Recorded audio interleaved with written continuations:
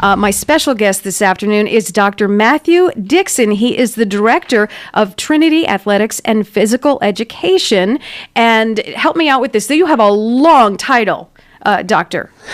Yeah, we can just say director of athletics. That keeps it nice and easy. Just gonna. Why not? Okay. Now, Dr. Mathew Dixon. I love that I'm saying doctor. I think that is so amazing. What are you a doctor in? Is it education? Yeah, doctor of education. So that was something that I worked on. Tried to finish that as much as I could before continuing on with my family and having kids, and was privileged to be able to graduate and finish at the age of 28. So that was kind of a fun thing. Now having a 3-year-old and another one on the way, I know I don't have to be worrying about that as something later to do. So that is an amazing achievement. So congratulations on that. And yes, when you say one on the way, you really mean one on the way. Yeah, like you might have to leave at any second. If I just leave, you know why? Yeah, 2 weeks. Which really at that point it's kind of go time at any time. It really is at any time. So you have the phone ready. You don't have to ready mute to go. You know what? This is one exception I'll make. You don't have to mute your phone in this studio. I appreciate it. Okay, so let's talk. I want to talk about the athletic department at Trinity Classical Academy.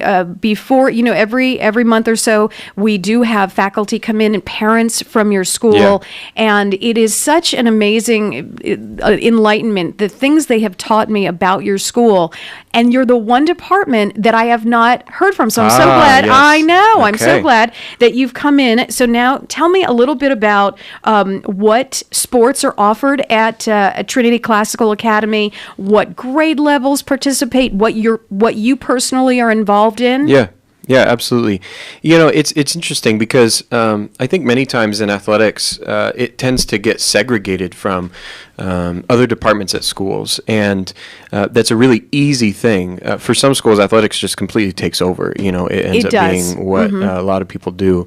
And while there's a lot of good to it, it's something that we really try to have be an integral part of everything that's a part of the school. But yeah, to answer your question, we have a little bit of everything. But the main sports, the volleyball, basketball, football, soccer, those are really all a part of what we do. But I think what's unique about Trinity, and for a lot of private schools, this can be the case, we really have that K through 12 option. So we have different things that are offered for kids K through 12, really, to participate in these different avenues. And they can do it all with their friends at the same school, all growing up. And I think that's something very unique, to be able to really dig in and build those relationships, which is really a neat thing for them to be able to do. What great. So in kindergarten, let's say I have someone entering kindergarten. Yeah. And I know, do you have a pre-kindergarten as well? We have a TK, yeah. That's a TK. There you go. Transitional kindergarten. Now, so I have a small child and he or she wants to get involved in some kind of sports. What would you recommend for someone so young? Yeah, we try to be really intentional with how we're doing that. Even with the developmental process that kids are at. So what we do for TK all the way through second and even some of third grade is we host clinics. And those clinics are oftentimes coached by our varsity coaches and then even some of our varsity athletes, because we really want to connect them. We really want them to be involved in the student life of what they're doing. But they're able to take part in things like cross country, or have a volleyball clinic or football clinic or basketball clinic, because developmentally where they're at, that's what they need to know. They just need to know some of the basic skills, understand the game, understand what it's about, and they can dive right in and really just get their feet wet, because we have no idea their specialization or where they're going to be at or what they're even going to enjoy. So what I encourage people to do is I just say, try it. Just try something. Get to know our coaches, get to know some of our high school students, as you can be involved with them, and just enjoy the sport at this point. Because I think too many parents these days want to have that competitive edge, from age 5 years old, and it gets a little bit out of hand sometimes, because the reality is that even current high school students, statistics will say from the NCAA that only about 1 to 2%, it really depends on the sport, but about 1 to 2% of kids currently competing in high school athletics will go on and continue in college. I think part of the competitiveness and that I've seen having a daughter grow up in town here comes from, I think some of the parents see a little bit of talent, maybe on the football field or maybe on the track team, and then they're thinking up here, college. Oh, absolutely. And paid for. Right. And I think even beyond the NBA. The motivation. Now you started to talk about coaches. So tell me, how do you find the right coaches for Trinity Classical Academy? Yeah, it's a process, I think finding the right coach is such an important part of who we are, because this is what I explain to our coaches all the time. Our athletics programs, whether we like it or not, just the reality of the nature of the town we live in, the culture in which we are, they are the face of our school. I wouldn't say that they're the heart and soul of our school. That would be some more of the educational and spiritual aspects of who we are and that cultural aspect. But they're the face of our school, because if you think about it, they are the only representation that really goes out beyond our campus and interacts with other schools, other families, other parents. So finding those coaches, finding quality coaches that represent who we are, who Trinity really is such an important part of that. So it's a process. We're in the process right now. If anyone is interested in coaching JV boys basketball, we are looking. Varsity baseball is one I'm looking for as well. And it just takes some time. It takes many interviews, getting to know those people, who they are.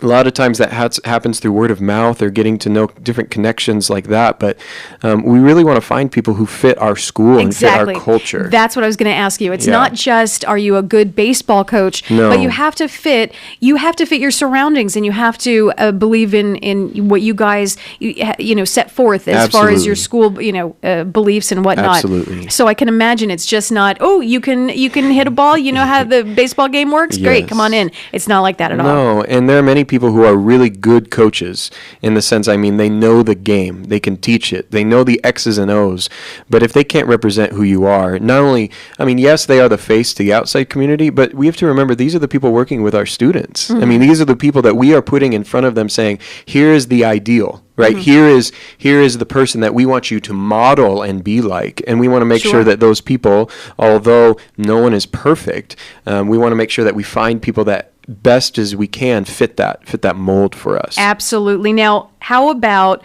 the athletes? Have you had some spectacular athletes, any standouts that have gone on to do bigger and better things outside of Trinity Classical Academy? Have they graduated and gone on to do? Yeah, we have. We have even in the short life of our school, we haven't been around that long, but we've been able to have some students, specifically from the Department of Athletics, go on and play at the next level, go play that college level. We're actually really excited. We have a senior this year. Her name's Jessica Eblin, and she's our first student to get a Division I scholarship. She's going to go be playing at volleyball at Siena College. So we're really excited for her, and we were glad to, obviously there's a lot of work that she did in putting into that. What's her name?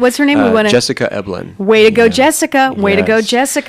So it's pretty cool to be able to see students like that put in the work and put in the time and allow us to be a part of that process with them to be able to do that. But we've had kids at other schools and other colleges play football and basketball. We have a student right now at the Masters College Masters University. Who's participating there as well. Westmont, some up in Washington, out in Kansas, kind of all over the country in different places. Be able to go and play at that next level. And that's the thing. We really do want to be able to have that balance, because like I mentioned before, you have that 1% to 2% who are really going to make it and go on and play. But you think about it, you have all these other kids who are participating. What if we're overly pragmatic about it, why should they even play if they're not going to go to play at that next level? And I think for me, it's everything else that they're learning from it. It's not that I'm going to continue to play basketball necessarily, but it's the life lessons that they're learning in and through that process for them. So that's what's fun about being able to see some of those kids fulfill their dream, if you will, and go and continue to play. But they all know that at some point it's going to end. If they're so privileged and they get to continue to play, even from beyond there, I still hope that those things that they've been able to learn, they can grab hold to and keep.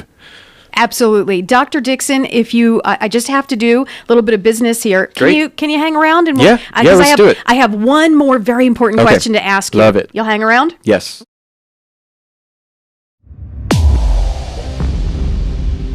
It is 3:53. I'm Tori, my in-studio guest this afternoon, Dr. Mathew Dixon, who is the Director of Athletics at Trinity Classical Academy. That's it.